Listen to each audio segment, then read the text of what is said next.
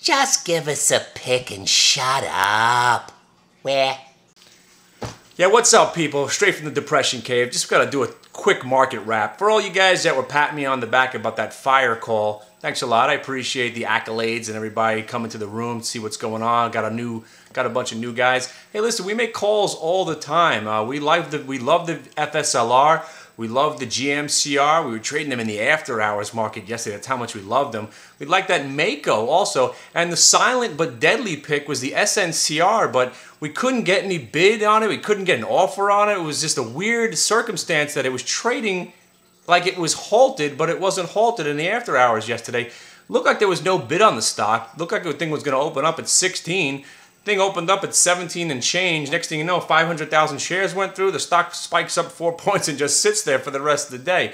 SNCR, I guess it was a good number. The stock's been consolidating for like 3 or 4 months. We were waiting for a catalyst to get this thing going. So still like the idea. But I want to talk about what we do mostly in the room. We're a day trading firm. I don't believe in the stock market. We held some of that KCG overnight.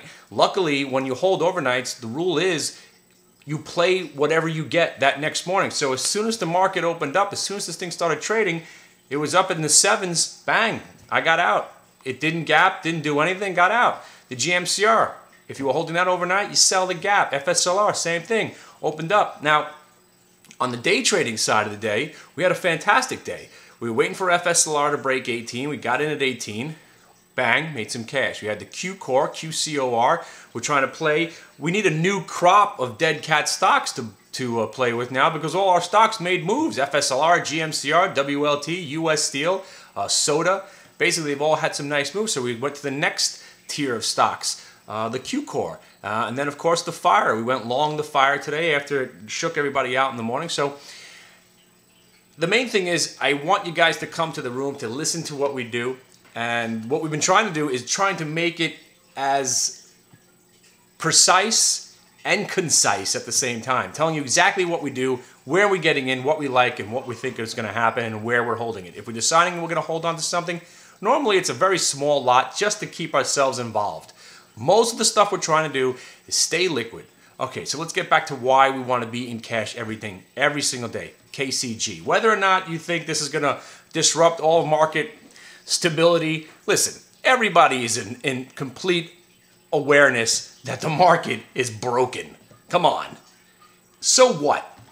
You hear people that are leaving and don't want to come back. They're leaving the game. Good riddance. Because right now the trading is fantastic. Things are going on every day that you're able to make money on. That's all we care about. I could care less. The only thing we don't want to have happen is stagnation. If we just sit there and we're staring at each other with nothing going on, then we'll have nothing to do.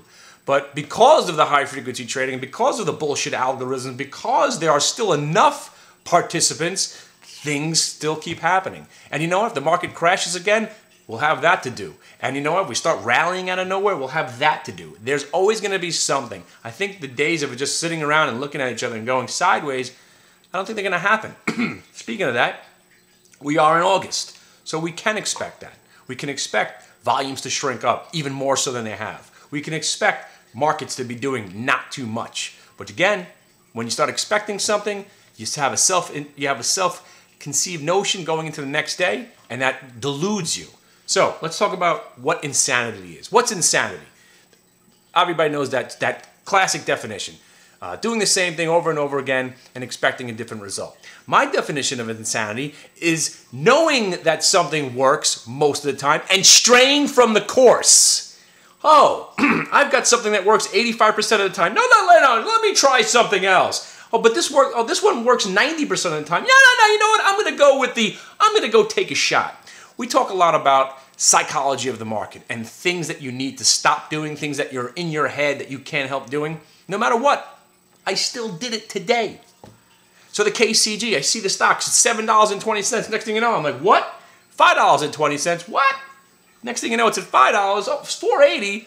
So suddenly, I'm thinking that I know what's going on. I am the guy that's going to pick a bottom on a stock that'll probably be going to zero. At $9.59, $9.59, $9.59, When I sold it yesterday and we were laughing and giggling because the stock plummeted 2 points after I got out, and I was saying how this is why investing doesn't work. This is why buy and hold doesn't work. You take your money, you make your money. If you're able to make money, just take the money and leave and run and move on to the next idea. And if the idea that you were just in continues to work, yeah, maybe you could get back in. But there's going to be 8 more that fit the criteria of that 85% chance of winning next day or tomorrow. If you have to wait 2 more days for those trades, wait it out.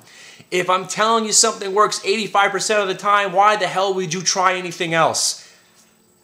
But here I am, dickhead that I am, fuck nut. I'm thinking I'm picking a bottom. And you want to know what it is? It hit $4.20. That's the kind of schmuck that I am. And again, this is nothing that I was suggesting to anybody in the room. So I preach against trading in the pre-market and the after-hours market. But here I am, getting all excited about this KCG. I'm going to be the guy. So I'm trading pre-market. That's rule number 1, don't do it. Rule number 2, don't trade a stock that you don't know why it's going down, because there's probably a bigger reason that you don't know about. And at any moment it could get halted and go to zero because, yeah, stocks can still go to zero. We're still in that environment. If you haven't noticed, this earnings season kind of blows and the market is on very, very shaky ground. But, okay, so then you're trading. Then you're trading a stock, you're trying to catch a falling knife. And we just talked about trying to catch a falling knife in an earlier video. It's not what you want to try to do. But there I was, disobeying all the rules, and then the best one was, I'm going to give this a shot. If you ever go into a trade and you say that to yourself, sell it immediately or get out. Giving it a shot? You don't give it a shot. Are you a professional or not? I guess I'm not. Bang! I'm giving it a shot. But here's the best one. I bought it at $4.20 because I thought it was funny. So I'm trading in the pre-market, trading a stock that I was just saying could go to zero. It's plummeting off the earth. I'm trying to catch a falling knife, and I'm buying it to give it a shot at a price just because I thought it was funny. So when I got out at $3.60, losing $600 in about 2 minutes, I deserved it. So that's why I can't be too mad at myself. I suck. I did something that I should have lost money on. There's the insanity right there. I thought there would be a different result. But if you go against what works, what do you expect to have happen? Idiot. Shithead. Fucknut. So then I wasn't going to let this KCG outsmart me. No. Gets down to $3. I'm like, I'm going to make my stand again. I'm going to buy some here at 3. Load up on 3, right through $3, selling at $2.85. Oh, looks like it's finally going to stop going down. Oh, let me get back in at 3. Oh, no, it's going back down. Sell it at $2.90. Oh, it broke $3. Oh, it's coming back down. Oh, churn and chop and churn and churn and chop and churn, churn and churn. Next thing you know, I churn my account. I'm getting lit up, and then the market finally opens, and it goes up $1 change. I know. And those are the moments where you're thinking, see? I didn't have to take that loss. See? But if you were that guy and you walked away from the table, I think it was actually hitting under 2 at the end of the day there. So, moral of the story, just obey the rules and don't do anything. And if there's nothing to do, if nothing fits the criteria of the trade that you know that works, we got a guy in here, he looks for one specific thing. He looks for VWAP trades, approaching the VWAP, getting near the VWAP, coming near the resistance of the VWAP or the support of the VWAP. That's all he does. It works for him. That's what he does. That's what he looks for. He doesn't trade anything else. I know it works. Trading off negative headlines, trading against positive headlines, looking for pivot point reversals, looking for follow-through on stocks that are getting short squeezed. There's a 4 or 5 criteria that I've been looking for 15 years, but yet, I'm going to give this fucker a shot. Yeah. Then, it takes away from all the great trades. We crushed it. WLT, mauled it, 35.5, bought more at 36, sold it at 37.5. But then, later in the day, WLT is coming down, and what do I say to myself? It's amazing I did this twice in one day. I'm going to give it a shot here at 35. Let me buy some here at 35. Oh, lose $300 when it goes to 24.70. Genius. Genius. Wait a minute. Did I just lose money because I said I was going to give it a shot? The other 4 trades that you made money on today were the ones that fit the criteria that normally make you money, but you're going to go and do something else. That's just genius. That's genius, buddy. You should write a freaking book. Fantastic. Write a book, What Doesn't Work? Then write a book, What Does Work? Read this one, see how well you do. Read that one, see how well you do. Maybe then it'll sink in, you dumb fuck. All right. So, for all you guys that don't think I talk about my losers, there you go. And oh boy, tomorrow, viewer mail. We got so many good viewer mails to go through. I don't know if we read this one guy, but he wrote me this eloquent hate mail. Eloquent, beautifully written, massive words. I had to get my dictionary out, my thesaurus. I had to, Google words. I had no idea what this guy wrote, but it was brilliantly written, and I was amazed at his eloquence and just ways of just describing how much he hates me with these beautiful words.